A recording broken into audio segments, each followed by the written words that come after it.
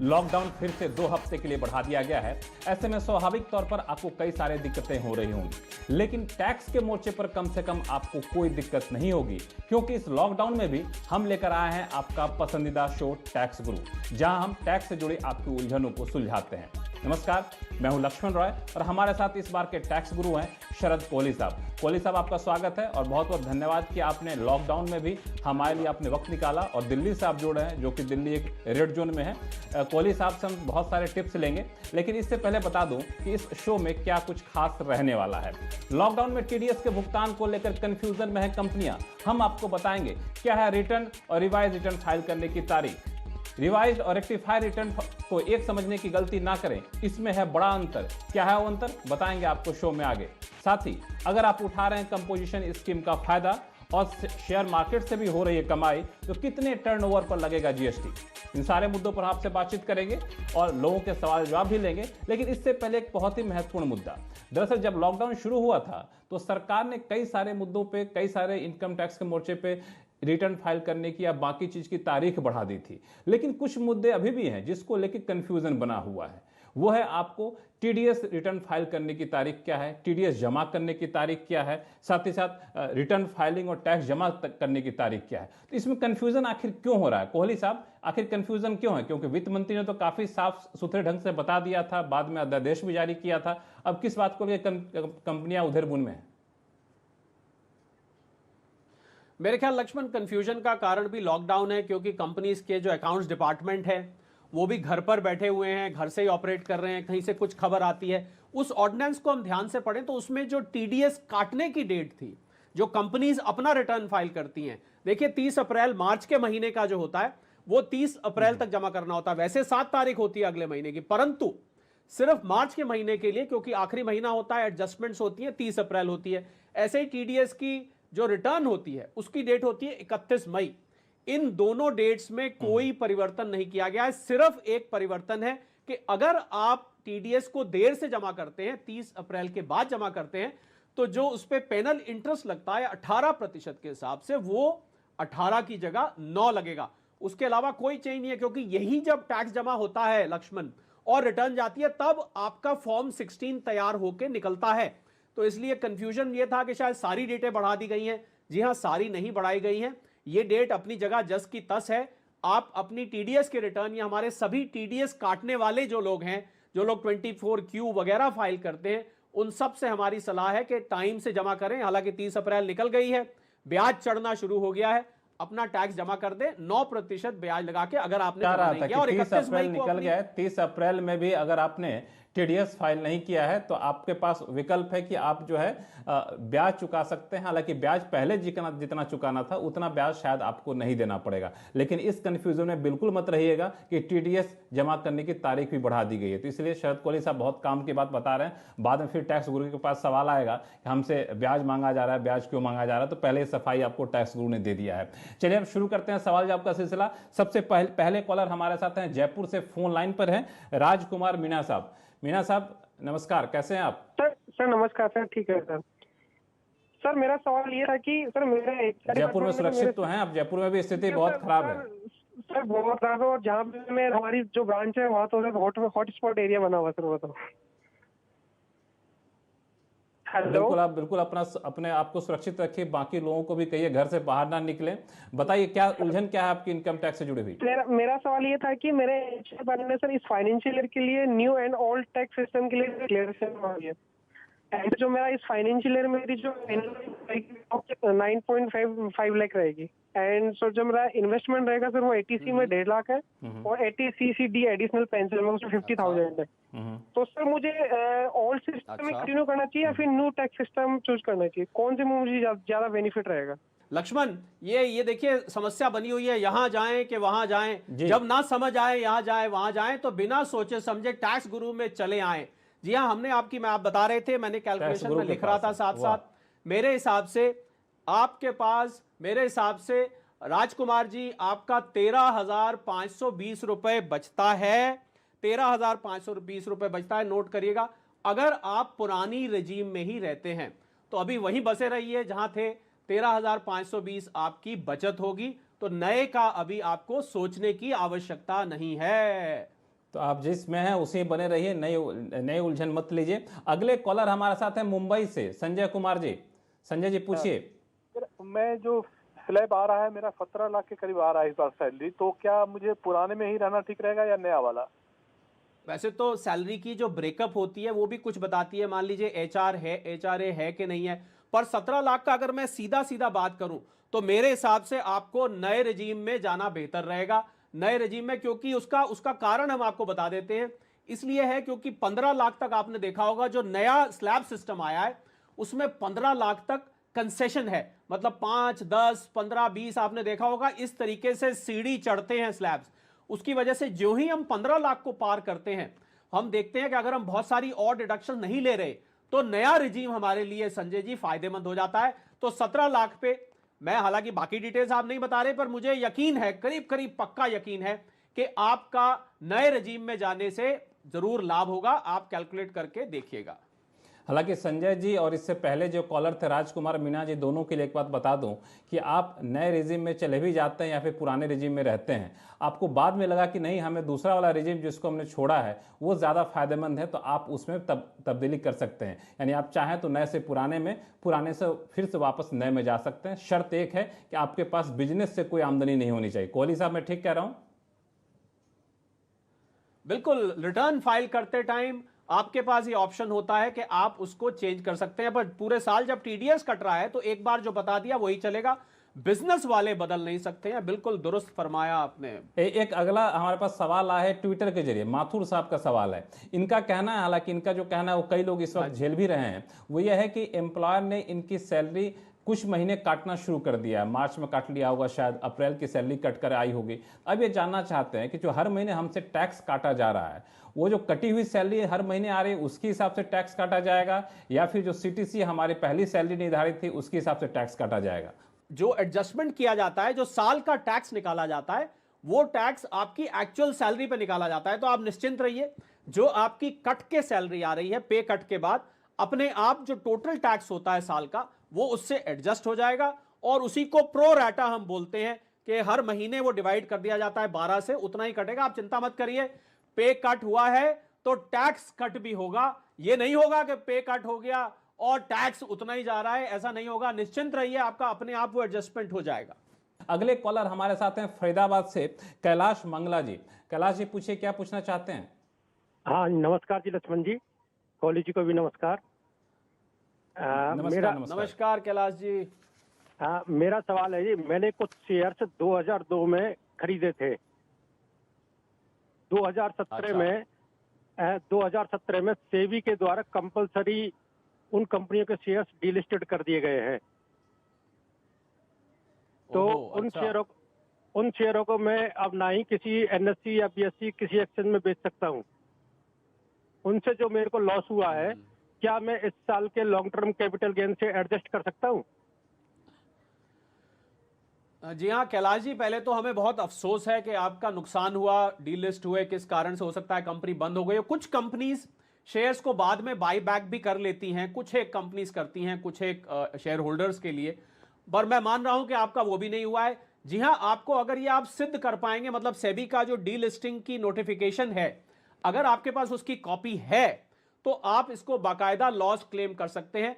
मैं दोबारा कह देता हूं कैलाश जी, इसको प्रूव एक बार आपको शायद करना पड़ सकता है कि अब आपको ये यहां से कुछ नहीं मिलेगा। तो मेरी सलाह ये रहेगी कि आपने जो कंपनी से वार्तालाप किया है, जो आपने कंपनी से डायलॉग किया, उसका प्रूफ, एक सेबी की डीलिस्टिंग का प्रूफ, दोनों अपने पास संभाल के रखें। कल को पूछा जाता है तो आप बता दीजिएगा कि साहब मेरा पूरा नुकसान हो गया। फिर से एक बार बहुत अफसोस है हमें आपके नुकसान का। कोहली साहब, इसमें दो सवाल मेरे पास सप्लीमेंट्री है। पहली बात तो है कि लॉन्ग टर्म कैपिटल गेंस का प्रावधान जो है 2018 से लागू हुआ है। मान लिया इनका शेयर डिलिस्ट हो गया 2018 से पहले, लॉस 2018 से पहले हो चुका है, तो क्या उसको भी एडजस्ट कर सकते हैं ये? नहीं, क्योंकि लॉस देखा जाए तो लक्ष्मण जब आप इसको डिक्लेयर करेंगे तब हो रहा है, क्योंकि ये भी तो हो सकता है कि आप इंतजार करते रहे कि भाई कंपनी शायद खरीद ले, इसीलिए मैंने प्रूफ की बात करी। ये कागजात पे डिपेंड करेगा, पर मैं मान के चल रहा हूं कि लॉस अब हुआ है क्योंकि अब ये सामने इनको पता लगा कि अब इसमें से पैसे नहीं आएंगे। तो आपको जब ये एहसास होता है, जब मालूम पड़ता है कि अब इसमें से पैसे नहीं आएंगे, उस साल का ये लॉस लक्ष्मण माना जाएगा। अच्छा, एक इसमें एक और चीज़, अगर मैं सही हूं या गलत हूं बताइएगा, कि ये जो कैरी फॉरवर्ड लॉस होता है वो हम कोई ज़रूरी नहीं है कि नेक्स्ट असेसमेंट ईयर में ही करें, इसमें 8 असेसमेंट ईयर तक हमको छूट रहती है करने की, क्यों ऐसा है प्रावधान? अगर हम अभी ना करना चाहें, आगे चल के करना चाहें तो? जी हाँ, बिल्कुल बिल्कुल बिल्कुल यही प्रावधान है। आप 8 साल तक उसको कैरी फॉरवर्ड कर सकते हैं। स्पेकुलेटिव लॉस है तो 4 साल तक कर सकते हैं, वरना आप उसको 8 साल तक कर सकते हैं। बिल्कुल दुरुस्त फरमाया आपने। लक्ष्मण, अगली बार मैं बैठूंगा आपकी जगह, आप बैठेंगे टैक्स गुरु की जगह। नहीं नहीं, आपसे मैं सीखता रहता हूं बहुत सारी चीजें। चलिए फिलहाल वक्त है छोटे से ब्रेक का। ब्रेक के बाद हम आपको बताएंगे कि अगर आपके सीए ने बिजनेस लॉस दिखाने में कर दी है गलती तो क्या है इससे बचने का तरीका। कहीं जाइएगा नहीं, लौटते हैं छोटे से ब्रेक के बाद। ब्रेक के बाद एक बार फिर से आपका स्वागत है। जैसा कि हमने आपसे वादा किया था कि ब्रेक के बाद हम आपको बताएंगे कई सारी महत्वपूर्ण बातें। उससे पहले शुरू करते हैं एक अहम बात को लेकर, जिसको लेकर हमेशा टैक्स पेयर्स कंफ्यूजन में होते हैं। वह है रिवाइज्ड रिटर्न और रेक्टिफाइड रिटर्न। दोनों में आप बहुत ज़्यादा मिलान मत समझिए, दोनों के एक मत समझिएगा। एक समझेंगे तो कई सारी गलतियां हो सकती है, आगे चलकर आपको मुश्किल में डाल सकती है। आखिर दोनों में क्या अंतर है इस रेक्टिफाइड रिटर्न और रिवाइज रिटर्न में, बताएंगे कोहली साहब। कोहली साहब, क्या है मूल अंतर जो टैक्स पेयर्स को ध्यान रखना चाहिए? देखिए लक्ष्मण, जो रिवाइज रिटर्न होती है वो सेक्शन 139(5) के अंतर्गत होती है। दूसरा फर्क होता है उसमें कि उसको आपने जिस फाइनेंशियल ईयर किया उसका जो असेसमेंट है उसके अंत तक आप रिटर्न को रिवाइज कर सकते हैं। जनरली ये तब कर सकते हैं आप जब आपने पर्टिकुलर्स भरने में कोई गड़बड़ कर दी हो। रिवाइज रिटर्न का अर्थ है आपके पिछले रिटर्न को निरस्त कर दिया जाएगा, नई वाली रिटर्न आपकी सही मान ली जाएगी। और रेक्टिफिकेशन होता है जब कोई मिस्टेक हो गई हो। हालांकि लोग कहते हैं कि साहब मिस्टेक तो रिवाइज करने में भी मिस्टेक होती है, तभी रिवाइज करी जाती है। रेक्टिफिकेशन आप 4 साल तक कर सकते हैं। इसका मतलब 31 मार्च 2016 के बाद आपने जितनी रिटर्न्स में कोई गलती हुई है, आप उसको 31 मार्च 2020, हालांकि अब वो 30 जून हो गई है, आप उसको रेक्टिफाई कर सकते हैं। सेक्शन 154 में रेक्टिफिकेशन होता है। आप पहले उसको रेक्टिफिकेशन के लिए एक अप्रूवल डालते हैं, एक एनेबल बटन होता है, 1 से 7 दिन में वो अप्रूवल आ जाता है। उसके बाद आप उसको जाके रेक्टिफाई कर सकते हैं। और रेक्टिफिकेशन जनरली होती है जैसे हमने टैक्स भरने में गलती कर दी, आपका एडवांस टैक्स में गलती हो गई, या कोई और नंबर्स भरने में गलती कर दी, तो सेक्शन 154 के अंतर्गत 143(1) की इंटीमेशन आने के बाद रेक्टिफिकेशन किया जाता है। तो ध्यान रखिएगा, दोनों के सेक्शन अलग अलग हैं, दोनों का जो म्याद दी गई है, जो टाइम लिमिट है, वो अलग अलग है। इसको आपस में मिक्स मत करिए। पर्टिकुलर्स जो चेंज, मान लीजिए नाम में गलती कर दी, बैंक अकाउंट भरने में गलती कर दी, अगर वो करी तो वो फिर रिवाइज के जरिए ही हो सकती है। तो हम सभी दर्शकों को सलाह देंगे कि टाइम लिमिट की और दोनों सेक्शंस की भिन्नता की ध्यान जरूर रखें।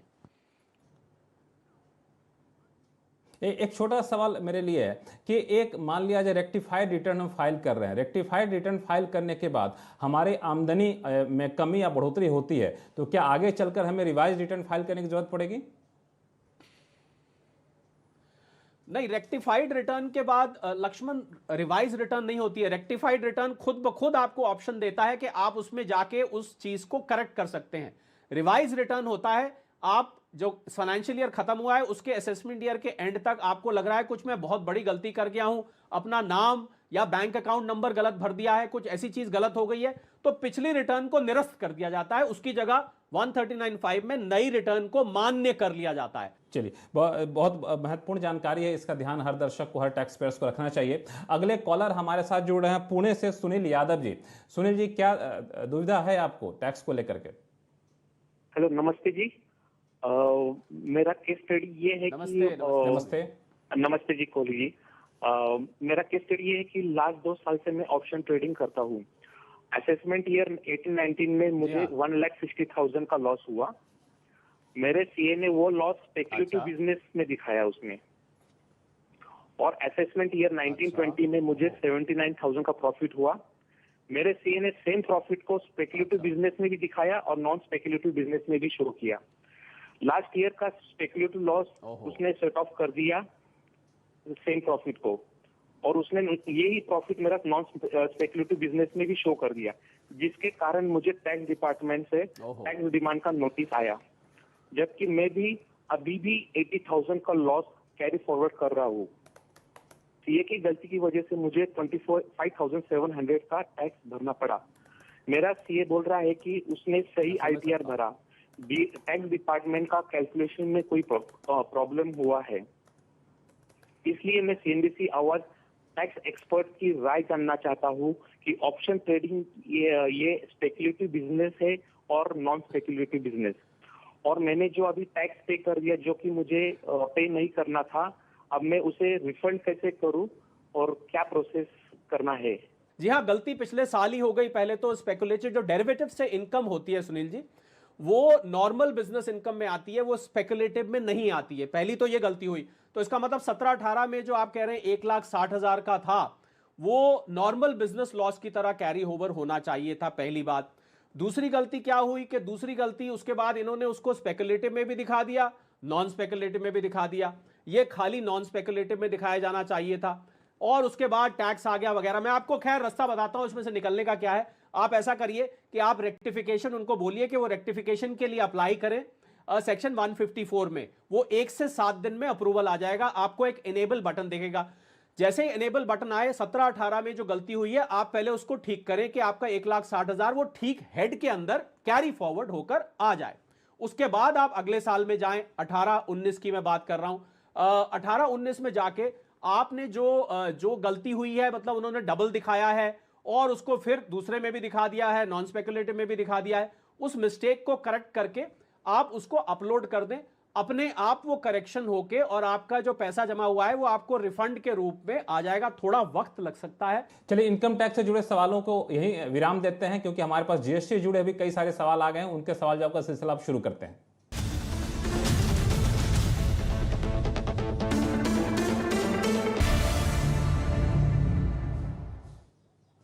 जीएसटी पर सबसे पहला सवाल हमारे पास आया है कानपुर से उमेश कुमार बेरीवाल साहब का। उमेश जी, पूछिए, क्या पूछना चाहते हैं? मैं डॉक्टर उमेश बेरीवाल कानपुर से बोल रहा हूँ, ईएनटी सर्जन हूँ मैं। मैंने नमस्कार डॉक्टर साहब। जी डॉक्टर साहब, बताएं। नमस्ते। मैंने अक्टूबर 18 में एक नर्सिंग होम खोला था और अप्रैल 19 में मेरे पास एक मरीज आया।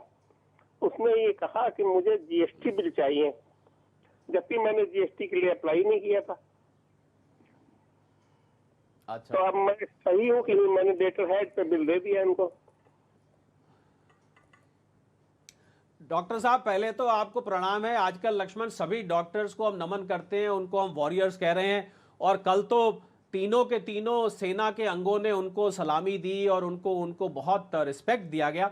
जी हाँ डॉक्टर साहब, एक सर्कुलर आया था 9/2017 उसका नंबर है। 28 जून 2017 का वो सर्कुलर था।